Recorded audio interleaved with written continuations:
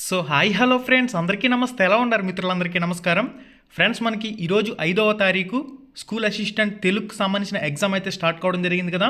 ఈరోజు మనకి అసలు పేపర్ ఏ విధంగా రావడం జరిగింది, ఏ ప్రశ్నలు అనేవి రావడం జరిగినాయి, ఏ టాపిక్స్ నుంచి రావడం జరిగినాయి, కంప్లీట్గా మనం డిస్కస్ చేసే ప్రయత్నం అయితే చేద్దాం. మరి ఇంకెందుకు ఆలస్యం, వీడియో చూస్తున్న ప్రతి ఒక్కరు కూడా ఫస్ట్ ఆఫ్ ఆల్ వీడియోని లైక్ చేసేయండి.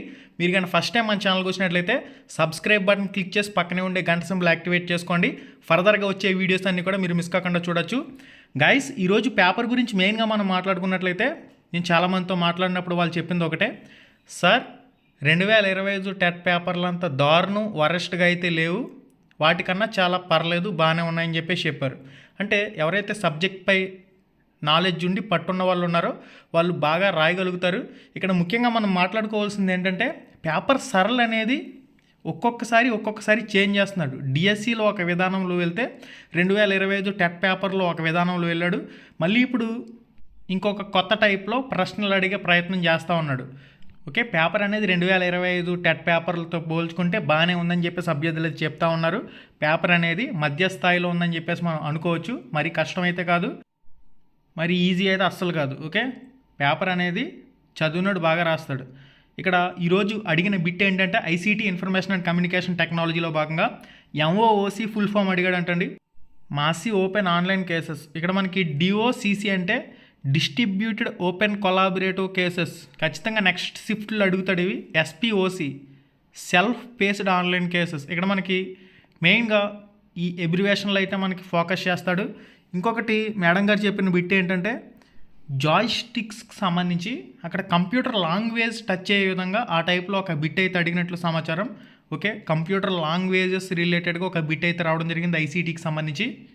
మనం ఆల్రెడీ ప్రీవియస్ లైవ్ ఎగ్జామ్స్లో మాట్లాడుకున్నాం. ఇన్పుట్ పరికరాలు, అవుట్పుట్ పరికరాలు, సిపియూకి సంబంధించి మనకి MS Office, MS Excel, MS PowerPoint ఇవన్నీ కూడా ఇంపార్టెంట్ అండి. వీటిని కూడా నెగ్లెక్ట్ చేయొద్దు.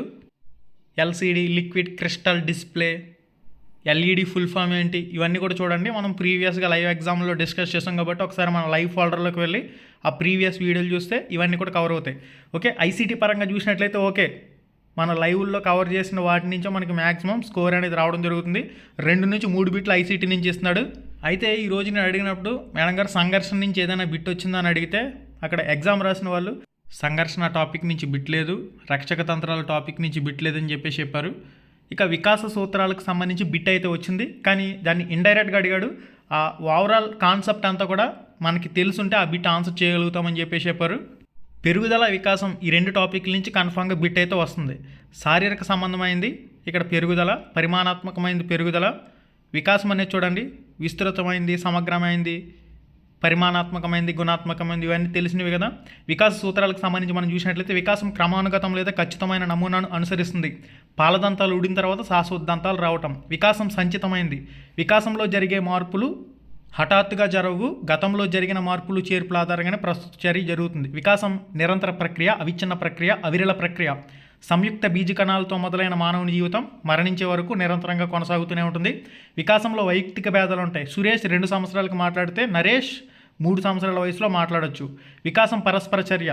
కొన్ని లక్షణాలు తల్లిదండ్రుల నుంచి వస్తే మరికొన్ని లక్షణాలు పరిసరాల నుంచి రావటం. వికాసం పరస్పర సంబంధంగా కొనసాగుతుంది, ఏకీకృత మొత్తంగా కొనసాగుతుంది. మానసిక వైకల్యం గల వ్యక్తి భాషా వికాసంలో వెనకబడటం. వికాసం అన్ని దశల్లో ఒకేలా జరగదు. శారీరక వికాసం శైశవ దశలో వేగంగా జరుగుతుంది, బాల్య దశలో తక్కువగా జరుగుతుంది, కౌమార దశలో ఎక్కువగా జరగటం.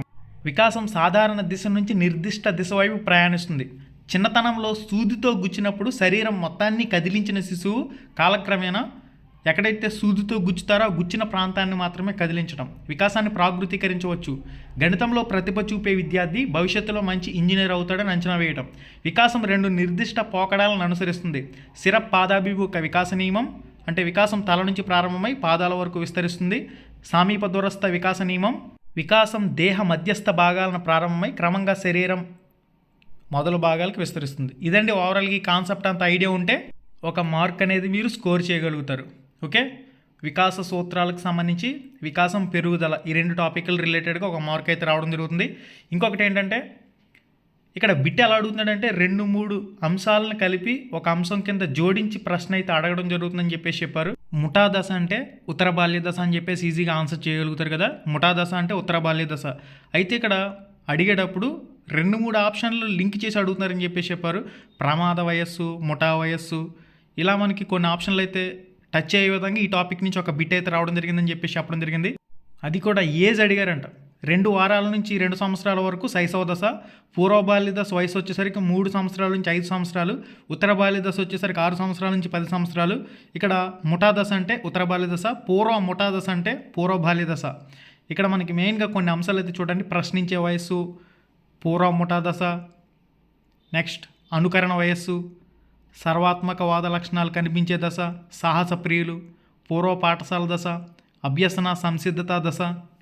ఇది మనకి పూర్వ బాల్య దశ. ఉత్తర బాల్య దశ వచ్చేసరికి ప్రాథమిక పాఠశాల దశ, నియత విద్యా దశ, ముఠా వయస్సు, సాంఘిక మితి కలిగిన వయస్సు, అనుకరణ వయస్సు, జగడగొండ్ల దశ, సోమరి వయస్సు, బడాయి వయస్సు, శాశ్వత దంతాలు వచ్చే వయస్సు. నెక్స్ట్ జ్ఞానేంద్రియ వికాసం వరుసగా స్పర్శ, రుచి, వాసన, వినికిడి, దృష్టి, చలన కౌశలాలు అభివృద్ధి చెందే దశ శైశవ దశ. నార్సిజం దశ శైశవ దశ. ఏకాంతర క్రీడలాడే దశ శైశవ దశ. సమాంతర క్రీడలు, సంసర్గ క్రీడలు, సహకార క్రీడల్లో పాల్గొనేది పూర్వ బాల్య దశ.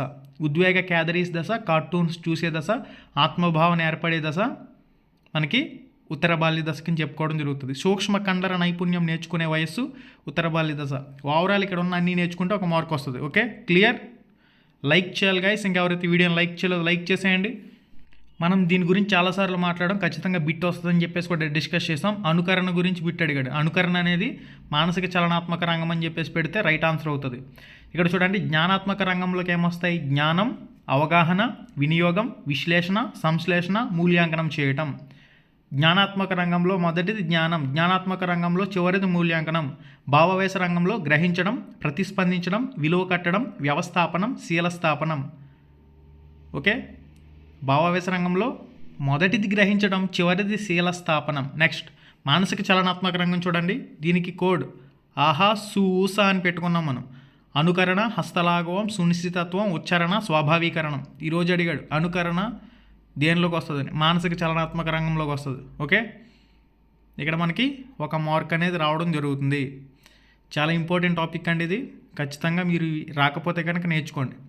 నెక్స్ట్ మోటివేషన్ అని, ప్రేరణని ఆంగ్లంలో మోటివేషన్ అంటారు. మోటివేషన్ అని ఆంగ్ల పదం మూవియర్ అనే లాటిన్ భాష నుంచి ఉద్భవించింది. ఓకే, ఇది కూడా చూసుకోండి. మనకి ఈ టాపిక్ నుంచి ఒక మార్క్ అయితే రావడం జరిగింది. ఈరోజు 4 గ్రంథాలు ఇచ్చి నలుగురిని మ్యాచ్ చేయమని చెప్పేసి మ్యాచింగ్ అడిగాడంటండి గ్రంథాలకు సంబంధించి. Hereditary genius Francis Galton, enquiries into human faculty and its development Francis Galton, developmental psychology Elizabeth Hurlock, language and mind, language of thought Noam Chomsky, freedom to learn for 80s Carl Rogers, the growth of logical thinking, the organs of intelligence in children, the language thought of the child. ఇవి Jean పియాజేకి సంబంధించినవి. Jean పియాజే Switzerland దేశస్థుడు. సంజ్ఞానాత్మక వికాస సిద్ధాంతం. Mental test and its measurements మేకిల్ cattle. Art of thought Graham Wallas, Richard Smith. Measurement of intelligence Thorndike. Abilities of man Spearman. Primary mental abilities Thurstone. Frames of mind the theory of intelligence Howard Gardner. Emotional intelligence why it can more than IQ. Emotional intelligence why it can matter more than IQ అనేది Daniel గోల్మాన్కి సంబంధించింది. Next a mind that found itself Clifford Beers. చూసుకోండి, ఇక్కడ మీకు screen మీద కనిపిస్తున్నాయి. Dictionary of psychology Chaplin. Principles of psychology William James. Organism Goldstein. After death of childhood David Buckingham. Next the work of digestive glands Pavlov. Behaviour of organism BF Skinner. The technology of teaching BF Skinner. Animal intelligence experimental studies EL Thorndike. The mentality of apes Kohler. Growth of the mind Kurt Koffka. Principles of gestalt psychology Kurt Koffka. Social learning and limitations Millard Dollard. Educational determinism WC Bagley. Social learning and personality development Albert Bandura. Observation learning Albert Bandura, psychology of art Vygotsky, thought and language Vygotsky, mind in society Vygotsky, on memory Ebbinghaus, remembering Bartlett, the process of education Jerome Bruner. అన్నీ చూసుకుంటే ఒక mark వస్తుంది. Okay, గ్రంథ రచయితల నుంచి నలుగురిని match చేయమని చెప్పేసి అడిగాడంటే ఈరోజు.